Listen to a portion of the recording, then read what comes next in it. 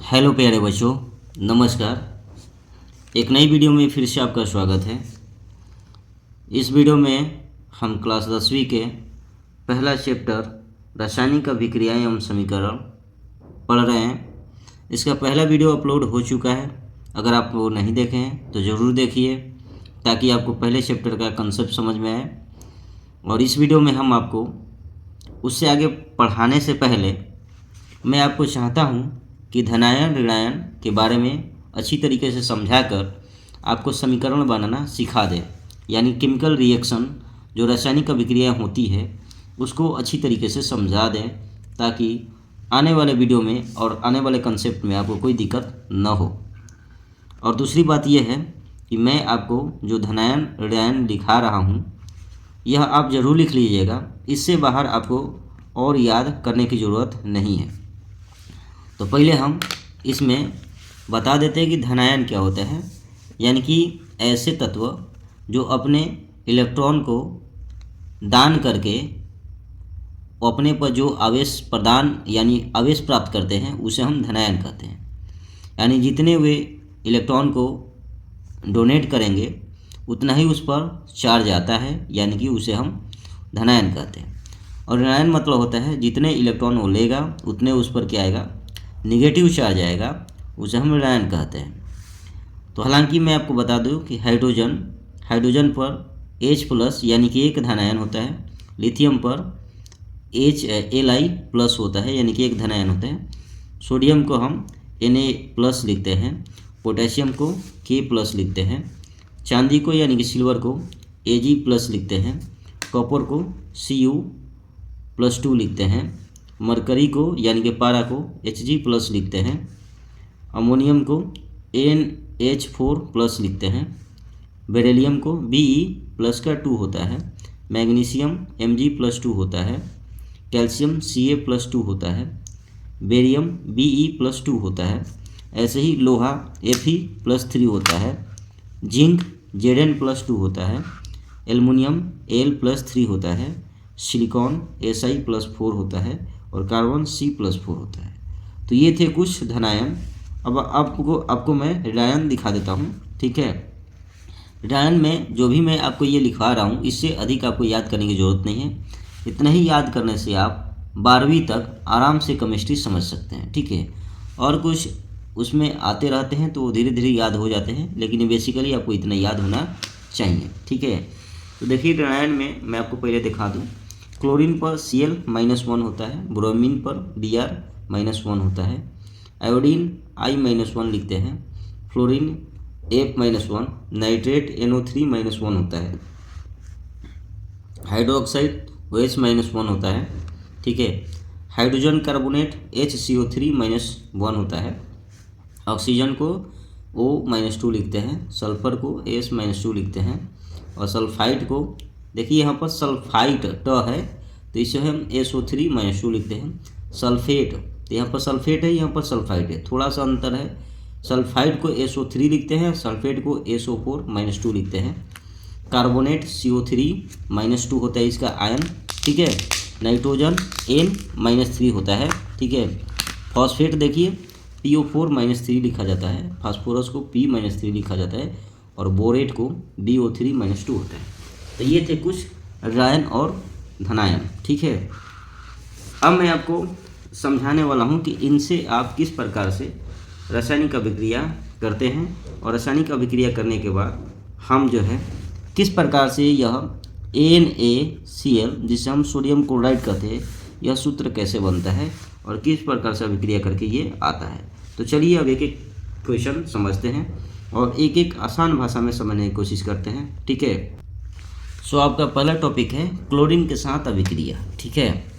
जैसे कभी भी अभिक्रिया कराते हैं तो अभी जो हम अभिक्रिया कराते हैं उसमें हम पहले एक धातु लेंगे, ठीक है, और एक अधातु लेंगे, ठीक है, अधातु। और यहाँ से जो अभिक्रिया होकर कोई पदार्थ बनेगा यानी उत्पाद बनेगा वह एक आयनिक पदार्थ बनेगा, ठीक है। तो यहाँ पर लिख देंगे आयनिक पदार्थ बनता है, ठीक है। तो आखिर ये बनता है कैसे है, चलिए हम अब शुरू करते हैं। देखिए पहले हम सोडियम लेते हैं Na, ठीक है। और इससे हम क्लोरीन के साथ अभिक्रिया कराते हैं। ठीक है, कुछ मैं और आपको बातें बताना चाहूँगा कि जैसे कि हाइड्रोजन जो होता है ना, हाइड्रोजन को केवल H नहीं बल्कि H2 लिखा जाता है। क्लोरीन को केवल Cl नहीं बल्कि Cl2 लिखा जाता है। आयोडीन को केवल I नहीं बल्कि I2 लिखा जाता है। और ब्रोमीन को बल्कि Br नहीं बल्कि Br2 लिखा जाता है। इसी प्रकार से फ्लोरीन को F2 लिखते हैं, क्या लिखते हैं, F2 लिखा जाता है। और ऐसे ही मैं आपको बता दूं कि भैया एक और बच रहा है जो ऑक्सीजन है। ऑक्सीजन को केवल O नहीं बल्कि O2 लिखा जाता है। ये आपको भी थोड़ा याद रखना है। ठीक है, कि कभी भी हम रासायनिक अभिक्रिया के दौरान इन्हें हाइड्रोजन लिखेंगे तो केवल H नहीं बल्कि H2 लिखेंगे। क्लोरीन को केवल Cl नहीं बल्कि Cl2 लिखेंगे। इसका रीज़न ये है क्योंकि यह जो होता है हाइड्रोजन अपने एक परमाणु के रूप में कभी भी स्वतंत्र अवस्था में नहीं रहता है, इसलिए अपने ही एक परमाणु से अपनी इलेक्ट्रॉन को शेयर करके यानी कि साझा करके वो अपने आप को फ्री महसूस करता है। इसलिए वो क्या करता है, हाइड्रोजन के साथ एक और बॉन्डिंग बना करके ये फ्री हो जाता है। तो इसलिए हम द्विपरमाणुक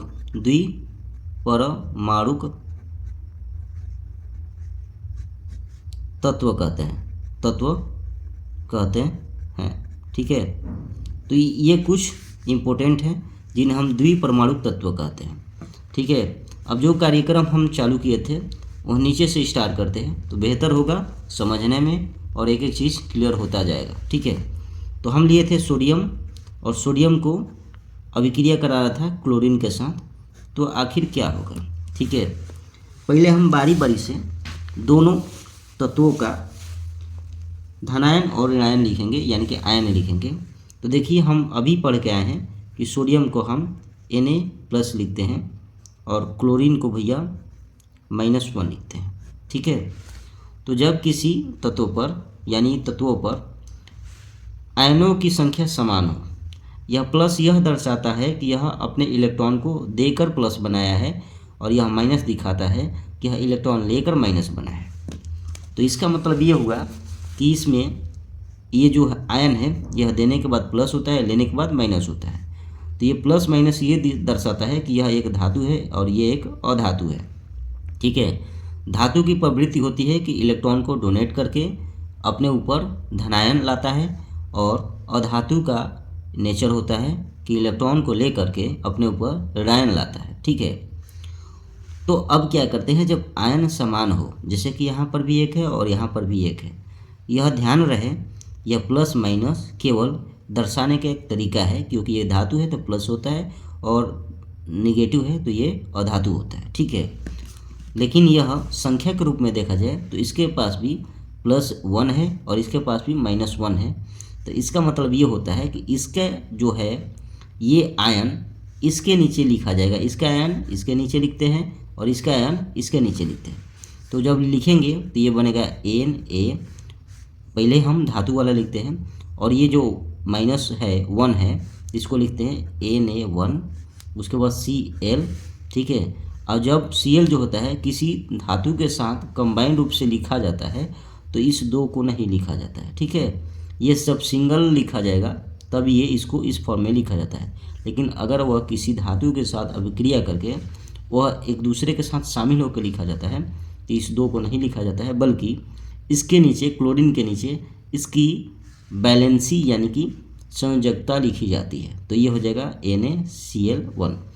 आई होप आपको अभी थोड़ा कम समझ में आया होगा, लेकिन धीरे धीरे आता जाएगा। ठीक है, तो जब यहाँ पर दोनों की संख्या समान हो तो इसको हटा देते हैं और डायरेक्ट लेते हैं NaCl। ठीक है, जिसका नाम हो जाएगा सोडियम क्लोराइड, जिसे हम खाने वाला नमक कहते हैं। ठीक है, चलिए और इक्वेशन समझते हैं और कैसे समीकरण बनेगा। जैसे कि हम लेते हैं हाइड्रोजन, तो मैंने बोला कि हाइड्रोजन को लिखते हैं H2+ और लिखते हैं क्लोरीन। ठीक है भैया, इसको भी हम लिखेंगे Cl2। हाइड्रोजन के चार्ज होता है +1, इसका -1 होता है। तो जब ये दोनों की चार्ज क्या हो यानी आवेश समान हो तो यहाँ पर डायरेक्ट लिखते हैं HCl। ठीक है, यहाँ से बनेगा HCl। ठीक है, क्योंकि यह दो और यह दो, जब यह अकेला रहेगा तभी लिखेंगे, जब साथ में आ जाएगा तो ये दो का कोई महत्व नहीं रहता है। ये हटा दिया जाता है, ठीक है। चलिए अगला हम और लेते हैं, ठीक है। जैसे कि हम ले लिया पोटेशियम फिर क्लोरीन, ठीक है। तो अब यहाँ से क्या बनाओगे आप, तो पोटेशियम के ऊपर प्लस का 1 चार्ज होता है, क्लोरीन के ऊपर -1 चार्ज होता है, ठीक है, आवेश होता है। चार्ज बोल रहा हूँ तो यानी कि आप समझ लीजिएगा कि हम धनायन और ऋणायन की बात कर रहे हैं, है ना। तो यहाँ से ये जो समीकरण बनेगा, तो देखिए दोनों के आवेश क्या है, समान है, तो बन जाएगा KCl, ठीक है, KCl बन जाएगा। ओके, थोड़ा और सोचते हैं, थोड़ा और गहराई में जाते हैं। तो गहराई में जाएंगे तो देखिए जैसे कि हम कैल्शियम ले लेते हैं और प्लस का क्लोरीन ले लेते हैं, ठीक है। यहाँ से क्या बनेगा, पहले हम इसे आवेश के रूप में लिखते हैं, ये होगा Ca और कैल्शियम के आवेश होता है +2, ठीक है। क्लोरीन का आवेश आपको पता ही है कि -1 होता है। तो यहाँ से जब ये अभिक्रिया होगी तब अभिक्रिया संपन्न होने के बाद इसकी आवेश इसके नीचे और इसकी आवेश इसके नीचे आएगी, तो ये हो जाएगा Ca और इसकी आवेश 1 इसके नीचे 1 लिख देंगे और इसकी आवेश इस क्लोरीन को लिखने के बाद यह आवेश आएगा नीचे 2, ठीक है। तो चूँकि 1 तो कोई काउंट होता नहीं है क्योंकि Ca है, तो इसका भी हम जानते हैं कि इसके पास भी परमाणु 1 ही है और 1 लिखेंगे तो भी मानते हैं कि परमाणु की संख्या 1 ही है। तो ये हो जाएगा CaCl2, जिसे हम कैल्शियम क्लोराइड पढ़ते हैं। यानी कहने का अर्थ ये है कि अगर यहाँ पर 1 है तो 1 हम छोड़ देते हैं, नहीं लिखते हैं, ठीक है, समझ में आया। इस प्रकार से ये सूत्र बनेगा, ठीक है। अब कोई दूसरा भैया, कोई दूसरा बताइए आप, जैसे कि एल्युमिनियम ले लेते हैं और उसके क्लोरीन के साथ अभिक्रिया कराते हैं, ठीक है, तो क्या बनेगा। चलिए बताइए एल्युमिनियम का आवेश कितना होता है। तो आप बोलेंगे सर अभी तो आप बताए थे कि +3 होता है और क्लोरीन का -1 होता है, ठीक है भाई। तो अब बताइए भैया, इसको समीकरण बनाएंगे तो क्या बनेगा, Al लिखेंगे पहले और इसकी आवाज़ 1 इसके नीचे आएगा, तो 1 तो लिखते नहीं है तो 1 छोड़ देते हैं, और जो क्लोरीन लिखेंगे Cl, तो एल्युमिनियम का जो ये चार्ज है इसके नीचे आएगा, तो बनेगा AlCl3 एल्युमिनियम क्लोराइड। क्या बनेगा, एल्युमिनियम क्लोराइड। आई होप आपको समझ में आ रहा होगा, थोड़ा थोड़ा, है ना, थोड़ा थोड़ा आ रहा होगा, लेकिन आपको हार नहीं मानना है, धीरे धीरे आएगा, है ना, थोड़ा वेट कीजिए। चलिए अब देखते हैं, अब कोई दूसरा लेते हैं। क्लोरीन कभी से खेल रहे हैं ना, अब थोड़ा ऑक्सीजन भाई को उठाते हैं। भैया ऑक्सीजन आ जाओ, ठीक है, ऑक्सीजन के साथ लेते हैं। जैसे कि हमने लिया सोडियम प्लस का ऑक्सीजन, ऑक्सीजन को भी O2 लिखा जाता है, ठीक है। चलिए पहले आप बताइए सोडियम की आवेश कितना होता है, कमेंट सेक्शन में कमेंट कीजिए जल्दी, सोडियम का आवेश कितना होता है। आप बोलेंगे भैया इसका तो 1 ही होता है प्लस में, और ऑक्सीजन का आवेश कितना होता है, माइनस होता है 2 में, ठीक है। तो मैंने आपको बताया कि इसकी आवेश इसकी नीचे और इसकी आवेश इसकी नीचे आती है, तो यहाँ से हो जाएगा Na और ऑक्सीजन की आवेश सोडियम के नीचे आएगा 2, ठीक है। और ऑक्सीजन जब एक साथ लिखा जाता है तो इस 2 से कोई मतलब नहीं होता है, और सोडियम के आवेश ऑक्सीजन के नीचे आएगा जो कि 1 होता है, ठीक है, और 1 तो हम लिखते नहीं हैं, तो यहाँ से बन जाएगा Na2O, जिसका नाम है सोडियम ऑक्साइड, ठीक है भाई। आप बोलेंगे बल्ले बल्ले हो गया भैया, और बोलोगे नहीं सर थोड़ा थोड़ा और समझ में आ रहा है, चलो ठीक है, चलो एल्युमिनियम ले लेते हैं और ऑक्सीजन ले लेते हैं, अब आपको पूरा समझ में आ जाएगा, ठीक है। देखिए अब बताइए आप एल्युमिनियम का कितना होता है आवेश। आप बोलेंगे सर इसका तो +3 होता है और ऑक्सीजन का -2 होता है, ठीक है भाई। तो अब बताओ इसका अगर अभिक्रिया करते हैं तो सूत्र क्या बनेगा, है ना। तो आप बोलेंगे सर पहले आप L लिख दीजिए और ऑक्सीजन का 2 है ना, तो इसके नीचे लिख दीजिए और फिर आप O लिख दीजिए और O के नीचे जो है एल्युमिनियम का जो आवेश है उसके नीचे लिख दीजिए, तो ये हो जाएगा Al2O3, इसे बोलेंगे एल्युमिनियम ऑक्साइड। क्या बोलेंगे, एल्युमिनियम ऑक्साइड। अब थोड़ा लग रहा है कि आपको आ रहा होगा, ठीक है, क्योंकि अब थोड़ा हम लोग थोड़ा बहुत सीख लिए, है ना। चलिए और लेते हैं, जब तक हम लोग सीख नहीं जाएंगे तब तक हम लोग क्या करेंगे, इसे सॉल्व करने की कोशिश ही करेंगे, है ना। सो देखिए मेरे भाईजान, ठीक है भाई लोग, यहाँ पर मैंने आपको क्वेश्चन दिया है, ठीक है, ये आपको करना है। अभी थोड़ा कमेंट सेक्शन में इसका आंसर बताइए कि जब कैल्शियम ऑक्सीजन से अभिक्रिया करता है तो क्या आता है, जब मैग्नीशियम ऑक्सीजन से अभिक्रिया करेगा तो क्या आएगा, जिंक जब ऑक्सीजन से अभिक्रिया करेगा तो क्या बनेगा, और जब आयरन यानी कि लोहा जब ऑक्सीजन से अभिक्रिया करेगा तो क्या बनेगा। आई होप आप कमेंट सेक्शन में कमेंट भर देंगे, ठीक है, जल्दी आंसर दीजिए मेरे भाई लोग, दीजिए, ठीक है। चलो चलो, जल्दी जल्दी जल्दी भैया जल्दी। चलो ठीक है, चलो हम बता रहे हैं, ठीक है। पहले हम लोग लिखेंगे इसका, क्या लिखेंगे भैया, आवेश लिखेंगे, है ना। कैल्शियम धनायन होता है +2 और ऑक्सीजन होता है -2। जब यहाँ पर जो है आवेश समान हो तो आवेश से कोई मतलब नहीं रहता है, उसको हम लिखते हैं CaO। क्या सही है? सही है कि नहीं है, बताओ भैया, सही है ना।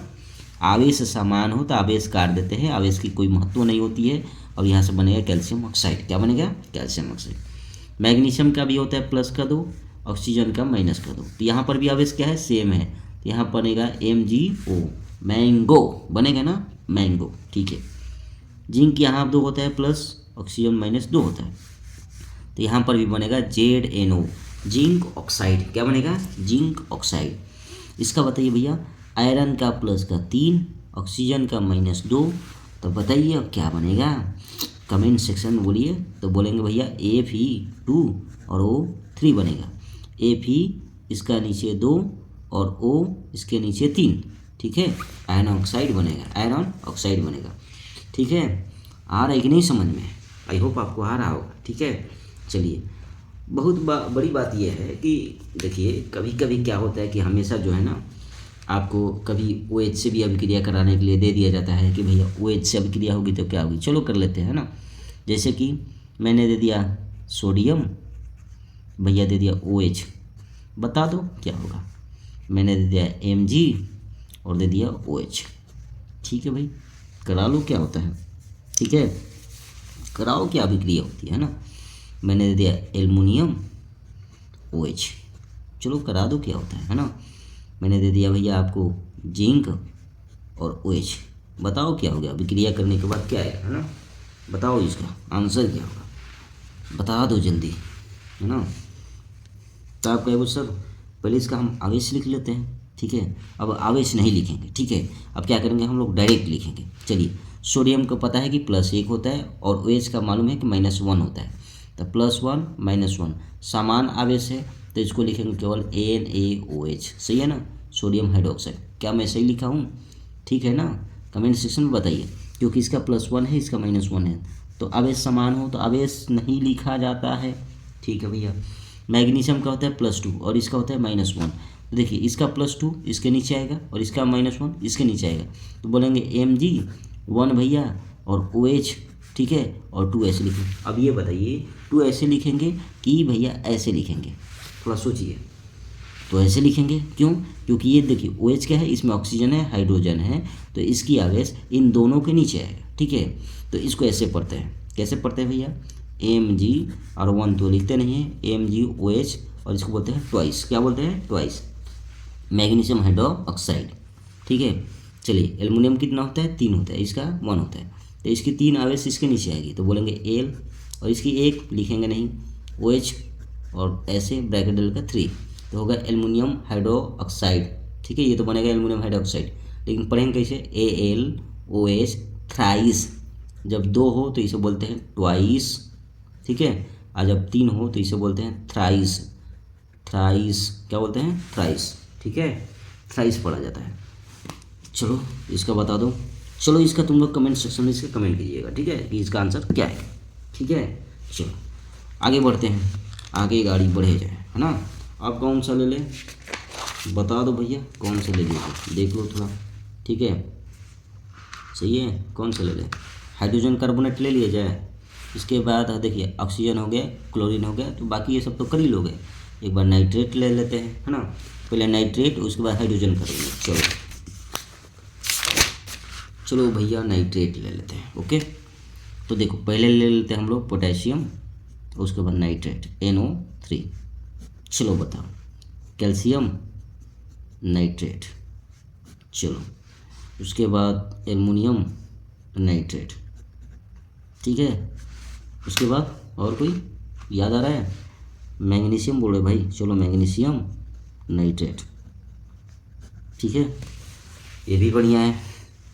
चलो आवेश लिखें, इसका +1 होता है, इसका -1 होता है नाइट्रेट का, है ना। देखिए मैं जितना आपको आवेश लिखाया हूँ, यानी कि धनायन ऋणायन, उतना आप याद कर लेते हैं तो काफ़ी है, उसके बाद आपको याद करने की ज़रूरत नहीं पड़ेगी, है ना, उतना काफ़ी होता है।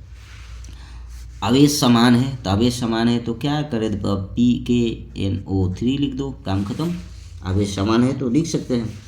यहाँ पर कैल्शियम का +2 होता है, इसका -1 होता है, यानी कि माइनस होता है। ठीक है, चलो यह कैल्शियम का आवेश इसके नीचे आएगा तो इसको लिखेंगे Ca, और इसका आवेश 1 तो लिखेंगे नहीं, तो होगा NO3। ठीक है, फिर वही बात, ये 2 किसके नीचे आएगा, तो ब्रैकेट दे कर लिखेंगे 2। ठीक है, तो कैल्शियम नाइट्रेट ऐसे लिखा जाएगा। एल्युमिनियम का होता है भैया कितना, +3, और इसका होता है -1, तो क्या बनेगा यहाँ से एल्युमिनियम, और इसका आवेश इसके नीचे आएगा तो 1 लिखेंगे नहीं, और यहाँ बनेगा NO3, और इसकी आवेश इसके नीचे आएगा तो यहाँ पर सोडियम और ऑक्सीजन दोनों है, तो यहाँ पर ब्रैकेट लगा के लिखेंगे 3। ठीक है, ऐसे लिखेंगे। मैग्नीशियम का +2, नाइट्रेट -1, सो यहाँ से क्या बनेगा, यहाँ से वही बनेगा Mg, और इसके नीचे 1 आएगा तो 1 लिखेंगे नहीं, NO3, और इसकी आवाज़ इसके नीचे आएगी +2, है ना। इस प्रकार से बनेगा। इसका नाम देखिए क्या होगा, इसे पढ़ेंगे potassium nitrate, calcium nitrate, aluminium nitrate, magnesium nitrate. ठीक है, तो ये हो गया नाइट्रेट का। अब हम लोग हाइड्रोजन कार्बोनेट लेते हैं। किसका लेते हैं, हाइड्रोजन कार्बोनेट। ठीक है, चलिए हाइड्रोजन कार्बोनेट ले लें, बढ़िया रहेगा ना।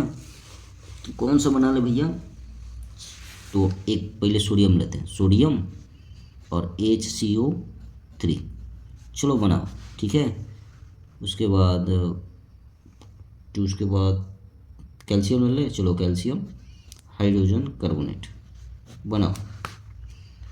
मैग्नीशियम ले लें, चलो एक मैंगो ले लेते हैं, मैग्नीशियम हाइड्रोजन कार्बोनेट बनाओ भैया। क्या बनेगा, बना दो, थोड़ा बना के फेंक डालो, जल्दी फेंको। आया, नहीं आ रहा है,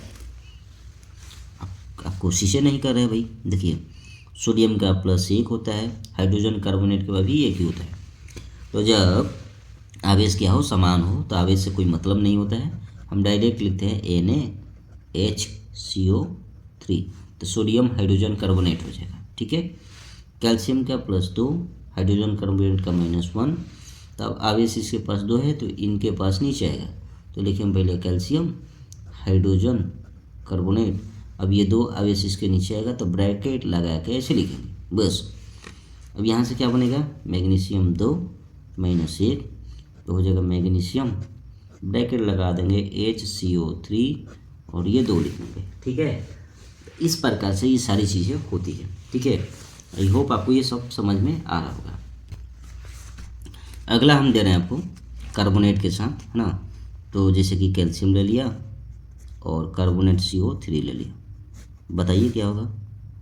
फिर मैग्नीशियम ले लिया, कार्बोनेट ले लिया, हाइड्रोजन ले लिया, कार्बोनेट ले लिया। ठीक है, एल्युमिनियम ले लिया, कार्बोनेट ले लिया। ठीक है, ये हो गया। ओके, पहले इसे हम कर लेते हैं कि इसका आंसर क्या आएगा। सेम टू सेम वैसे ही करना है जैसे हम पीछे करके आए हैं। कैल्शियम का +2 होता है, कार्बोनेट का भी -2 होता है। बैलेंसी यहाँ पर सेम है ना, यानी कि क्या है, आवेश सेम है, तो यहाँ से लिखेंगे भैया आवेश खत्म हो जाएगा और लिखेंगे कैल्शियम कार्बोनेट, काम खत्म। मैग्नीशियम 2 होता है, इसका भी 2 माइनस होता है, तो ये हो जाएगा MgCO3। हाइड्रोजन का +1 होता है, इसका -2 होता है, तो ये हो जाएगा H2CO3, हाइड्रोजन कार्बोनेट। सही है ना, इसकी वैलेंसी इसके नीचे, इसकी वैलेंसी इसके नीचे। एल्युमिनियम का +3, इसका -2, ये हो जाएगा L, और इसकी वैलेंसी इसके नीचे 2, और CO3 लिखेंगे ना, और इसकी वैलेंसी इसे 3, तो घेर के लिखेंगे।